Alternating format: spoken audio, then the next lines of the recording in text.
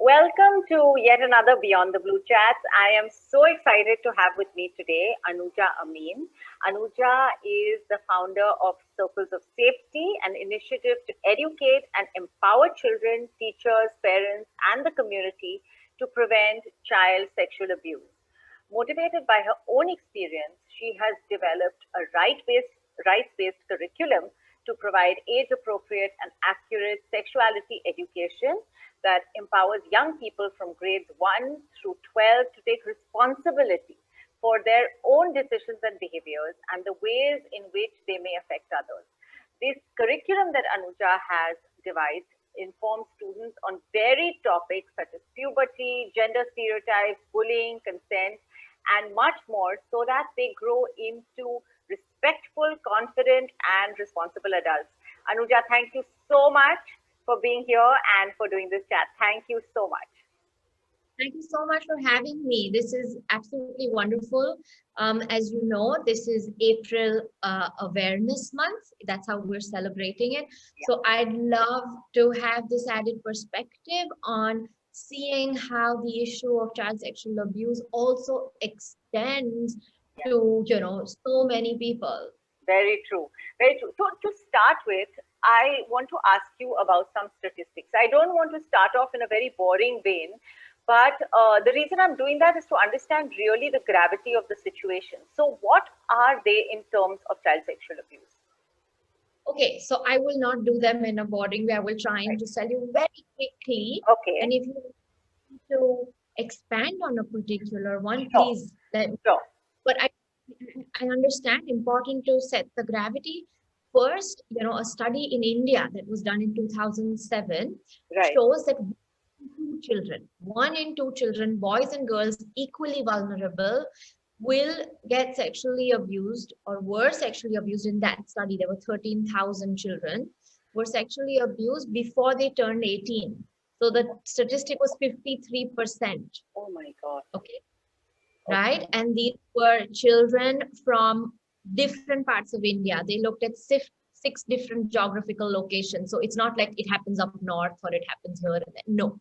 Right? They looked at children in schools in various places. So we tried to do a balanced look, and this is what they found.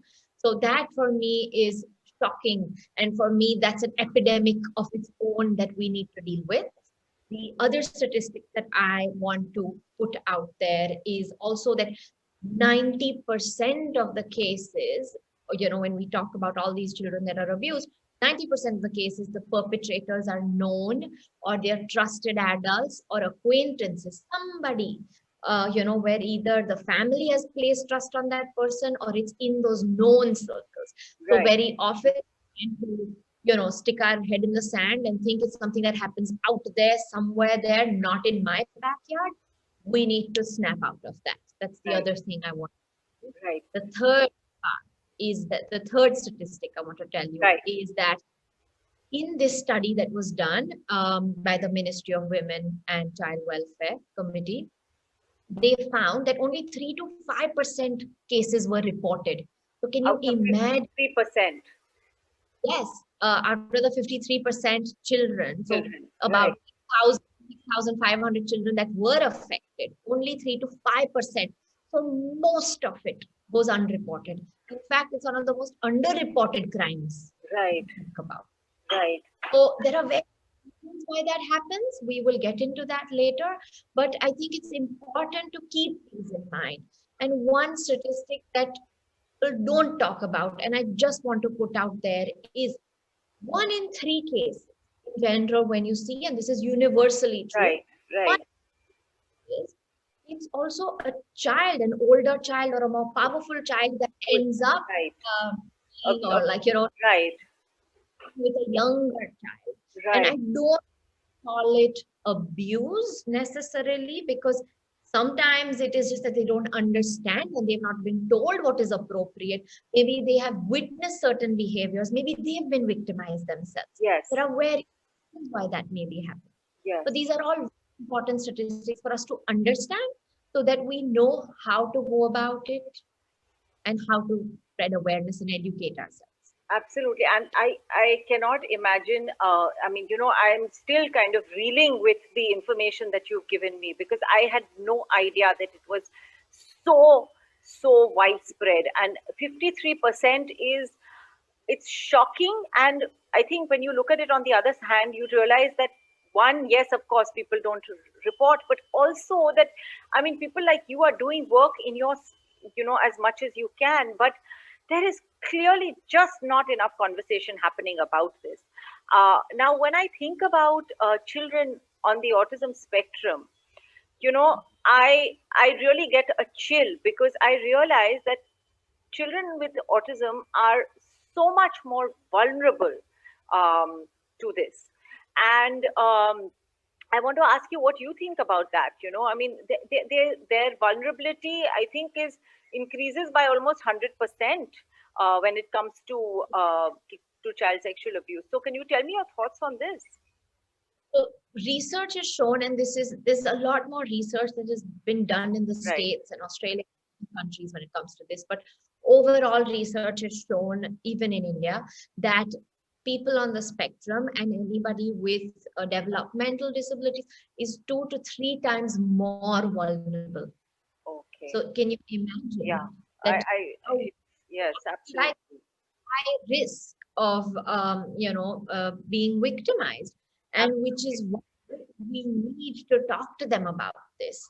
And people often wonder why they would be more vulnerable. I think there are, for that, if we just understand very simply how sometimes predators select their targets, right, sometimes. right, So think about it, there is a process called grooming, which yes, is generally what these abusers use for more long-term sort of over a period of time. That especially happens with when somebody in the known trusted right, circles. right, And essentially, what happens is that they gain their trust, they gain access, they gain their trust, then they maintain control, like they break down boundaries. By then, the child has already been exposed to it, and then they sort of maintain control, give threats, etc., and make sure it's quiet.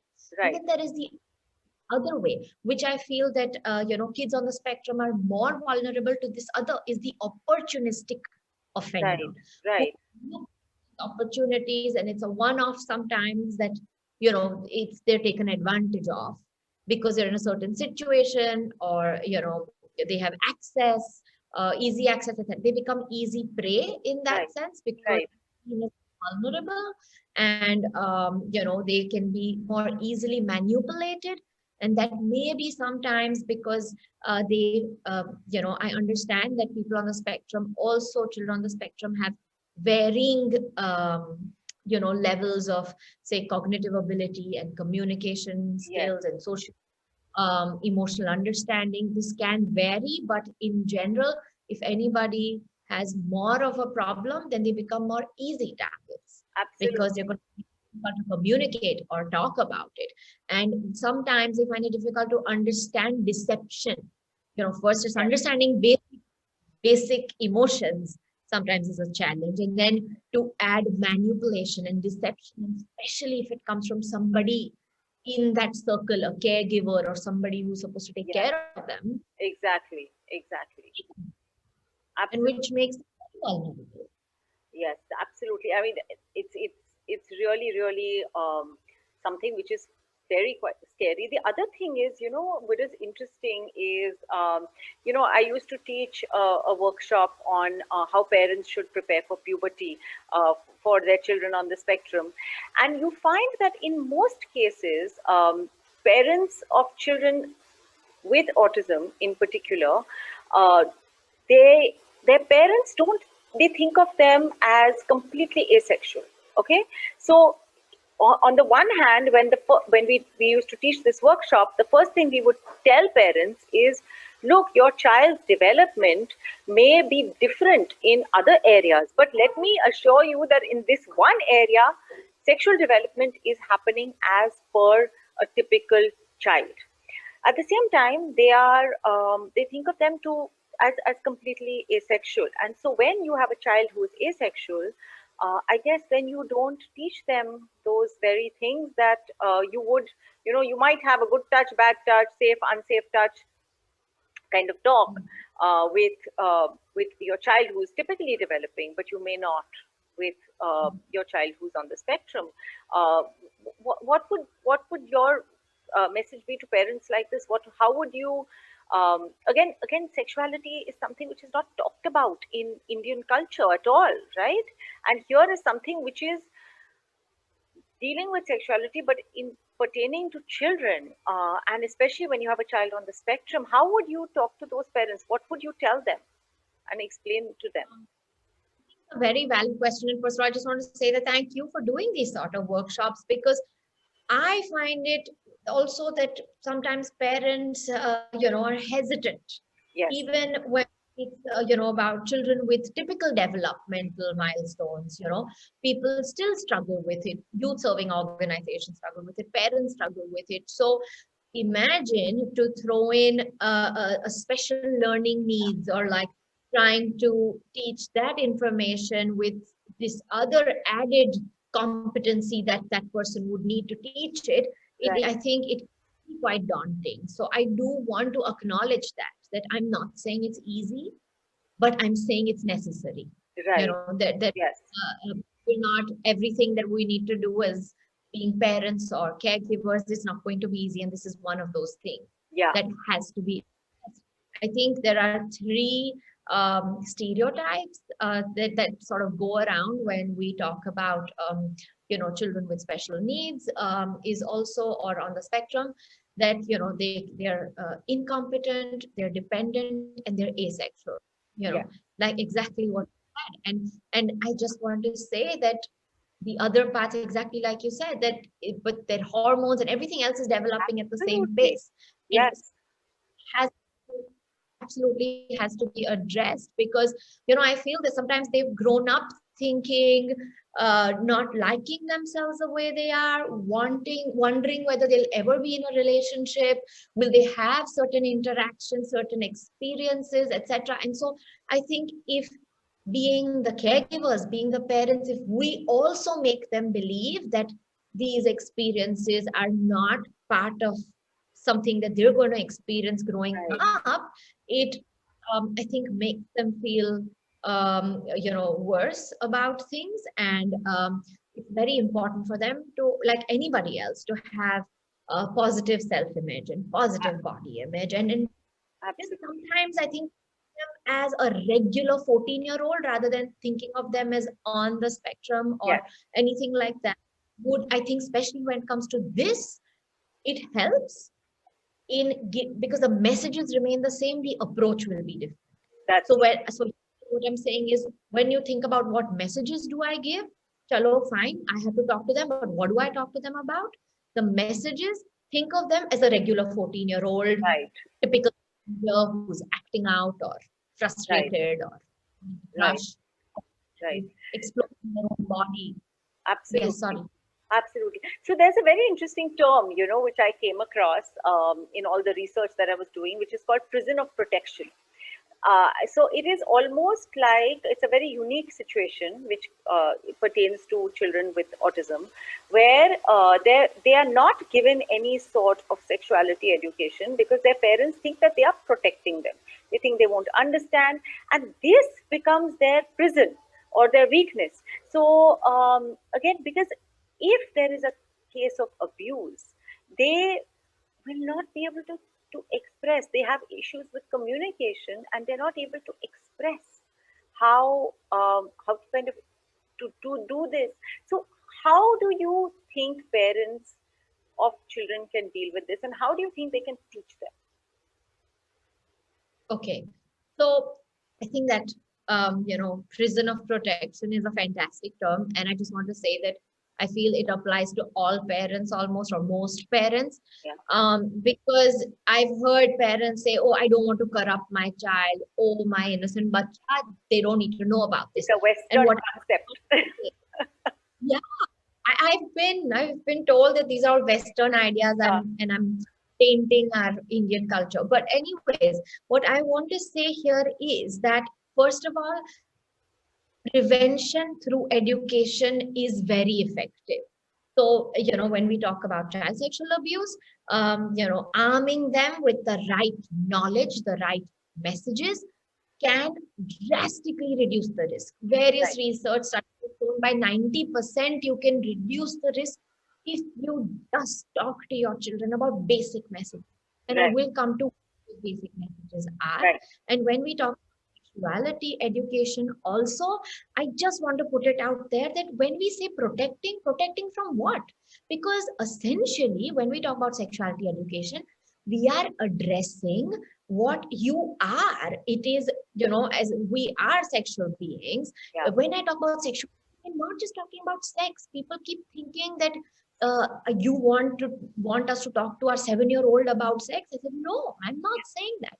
What I'm saying is sexuality is about how you express yourself, how you feel, how you view relationships, how you see yourself, all of that. It's Right. your well-being in every aspect, peer pressure, relationships, everything, right? So when we talk about sexuality, even children on the spectrum, specifically, I think they may find it difficult to express their sexual feelings. They also need to be told about when they're exploring themselves, because yes, hormones do kick in. And Right. suppose you want to talk about masturbation, you want to talk to them about private time, you want to talk to them about public spaces, you have to help them differentiate between that. And I read a very interesting article where this mother of an autistic child said, when I had to explain to him about private, because he would just put his hands in his pants, and when I had to tell him about a private space, and I would just talk softly, the voice modulation, Yeah. and just tell him, now we are in a private space. So this is something that you may want to do when you're at home, in the bathroom, or in your room, or at certain times of the Right. day. Right. It's wonderful to set boundaries. You have to let them know that it's natural, that it's normal. And that goes for anybody. That it's Right. not dirty, not shameful. So, first, I would say that shed this thing of protecting them. Protecting, there is no need to protect. This is Right. not dirty. This is not corrupting information. But whatever we say must be age appropriate. We don't want to give them too much information too soon. Yes. So sometimes, I generally say, be guided by their questions. But there are children who don't ask questions. Then Yes. what do? Sometimes I think it's important to just ask them if you're watching TV together and something comes up, and then say, hey, what do you think about that? How would you like to, experience this? Or what would you do if you were in this situation? Yes. And understand that sometimes for kids on the spectrum, it's difficult for them to relate to what somebody else may be feeling. So, Right. get a photo album and maybe show them that, hey, this is what I looked like as a child. This Right. is what I looked like in my teen years. This is what, this is how we're developing. Grab your pen and paper and maybe draw a figure and say, hey, right now, this is how you look. Maybe you'll grow some body hair here, because sometimes they also find it difficult to deal with changes. So Exactly. if you warn them early on about these are the expected changes, then maybe they'll be able to deal with them in a better way, and Right. maybe they'll have those conversations. Right. So these are some ways that we can, because often we infantilize them, thinking they are Very true. innocent, young, and oh, I'm going to save them, like exactly what you said. But we don't want to strip them of their sexuality. It's not fair in many ways. That, So yeah, let's address it I, head on. that is superb. There's so much that you said, and I resonate with all of it, especially about the bit where we tend to infantilize a lot of kids, and even young adults, or even adults on the spectrum. I mean, the typical portrayals are of them wearing, shorts, or these kind of frocks. Which 20-year-old girl wears frocks, with bow ties and things like that? So again, those kind of portrayals are things which they cannot relate to. Uh, Thank you. This has been really, I think this has been a very, very important conversation to have. And I'm really glad we had it. Uh, one last thing, anything that you want to really tell parents, any message that you have for parents, because I know a lot of parents ask, what if my child cannot express, because that is the main thing, because a lot of people on the autism spectrum cannot speak. How would you how can we teach them? How can we teach them to tell us if there's something wrong? How can we teach them things which are public and private, safe and unsafe? What would you say to those parents? So I think visual aids is something that comes in very handy. And I found them to be effective even in the schools that I have worked with, where, drawing diagrams, just showing, there are some wonderful books available, and I can send you some links to, some nice colorful Yes, books where lovely. Yeah, visual itself is so, well defined about different things, the warning signs they may experience, the feelings. I think it's important to let them know how certain feelings feel. So, relating, maybe, if you're confused, if when they actually experience that, how they feel about it, relating and drawing parallels with other experiences in their lives would be a great way. When we talk about sexual feelings, I just want to give you one example. sure. Suppose when we're talking feelings, then break it down for them. Maybe break it down into, if you're sexually attracted to somebody, if you're just attracted, you have a crush on somebody, what will be your thoughts? What will be your behavior? How would that, what would be your body sensations? So Right, your thought may, you can't stop thinking about them, right? That's something you can definitely, you can even play a song and tell right. them this is how you, your body sensations, just sort of telling them how they can maybe, feel, tingly, or, you can even tell them that sometimes boys may experience erections, and that is natural Right, and normal to somebody, that happens. And finally, when you talk about behaviors, that they may feel shy, they may feel like being around that person, approaching that person more. So I think there are different ways to come across, and like breaking things down is one. Second is role play. I think it really helps to make situations real for them in that sense. If there are more communication issues where they're not able to express themselves fully, that is where I think, we have some of these drawing sheets available, and we have certain kits available. Also, I will share one or two contacts with you, where there are read aloud books, etc. So at least they are able to understand in different forms about uh, different aspects about body safety, setting body boundary, very important body boundary rules, etc. All of that, safe versus unsafe touch. I think they also have to know about safe strangers and non-safe strangers, because they come in contact with so many different people who may be helping them because of their physical needs or medical needs. So I think all of these, in some way, have to be addressed. okay. And just wanted to ask you, in a worst case scenario, if the parents find out that their child on the spectrum, or any child has been abused, what can they do? What should they do?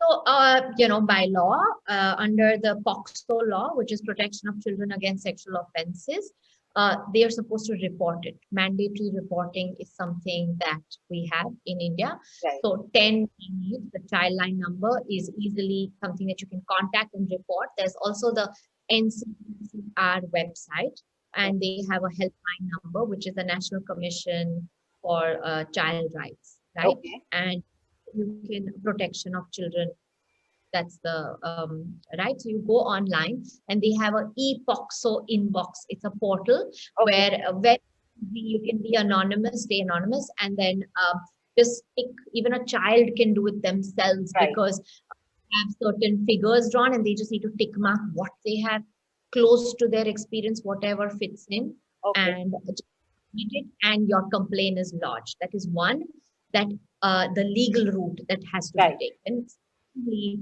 what must be done is, I think in some form or the other, they do need therapy and they do need counseling, because it is a traumatic episode where Yeah. you do feel violated, and I think any sort of help would go a long way. As adults, concerned adults in the immediate circle, it is very important for you to, not doubt what they are saying or communicating in whatever way they can. You must believe them, must reassure them that it is not their fault, Right. and that it is the other person who is to blame and not them. Right. Not necessarily probing for details to a point that they feel uncomfortable. It's better for them to do what they are comfortable with, even if that is in bits and pieces. Because if we push them too far, if they feel threatened, then that is where your conversation will end and it will probably never come up again. Right. Right. Right? These are some of the very important things that one may have to keep in mind if you come across. Specifically, I want to say one point regarding this and identifying abuse, especially for children on the spectrum, is many times the warning signs that children give Mm. when they been abused, specifically for children on the spectrum, may get confused with their other behaviors. So, Right. for instance, to give an example, children may act out aggressively. They may have, their tantrums or something like that, which may generally also happen for kids on the spectrum, right? They Right. may socially withdraw, or they may have some their performance, academic performance may get affected. Drop. They Right. have sleep.